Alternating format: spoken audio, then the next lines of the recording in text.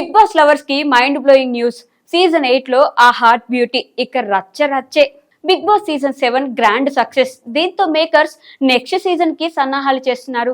Big boss Telugu 8 ఆగస్టులో launch కానుందని విశ్వసనీయ సమాచారం. ఈ క్రమంలో కంటెస్టెంట్స్ ఎంపిక ప్రక్రియ మొదలైంది.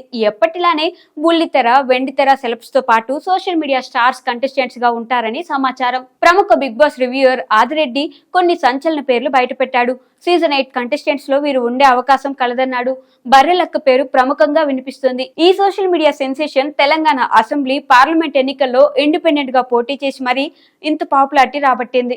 డ్రగ్స్ కేసులో ఆరోపణలు ఎదుర్కొన్న హేమ, సోషల్ మీడియాలో సెన్సేషనల్ ఫోటో షూట్స్ చేస్తున్న నటి సురేఖ వాణి పేర్లు కూడా తెరపైకి వచ్చాయి. అనూహ్యంగా అమృత ప్రణయ్ బిగ్ బాస్ హౌస్ కి వస్తుందని ఆదిరెడ్డి చెప్పడం ఊహించని పరిణామం. పరువు హత్యకు గురైన ప్రణయ్ భార్య అమృత మీద ఆర్జీవి సినిమా తీసిన సంగతి తెలిసిందే.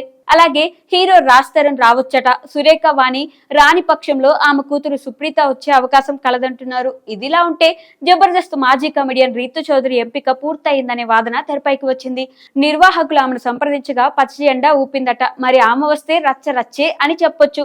సీరియల్ నటి అయిన రీతు చౌదరి బ్రేక్ రాకపోవడంతో జబర్దస్త్ కమెడియన్ గా మారింది. హైప్ రాధీతో పాటు ఇంకొందరు టీమ్ లీడర్స్ తో రీతు చౌదరి పనిచేసింది. కొంత ఫేమ్ తెచ్చుకుంది. సోషల్ మీడియాలో హాట్ ఫోటోషూట్ చేస్తూ గ్లామరస్ ఇమేజ్ తెచ్చుకుంది. రీతు చౌదరి వీడియోలు, ఫోటోషూట్స్ చాలా బోల్డ్ గా ఉంటాయి. ఇటీవల దావస్ షోతో హోస్ట్ గా కూడా మారింది. దావస్ షోలో రీతు చౌదరి అడిగే ప్రశ్నలు డబుల్ మీనింగ్ తో కూడుకుని ఉంటాయి.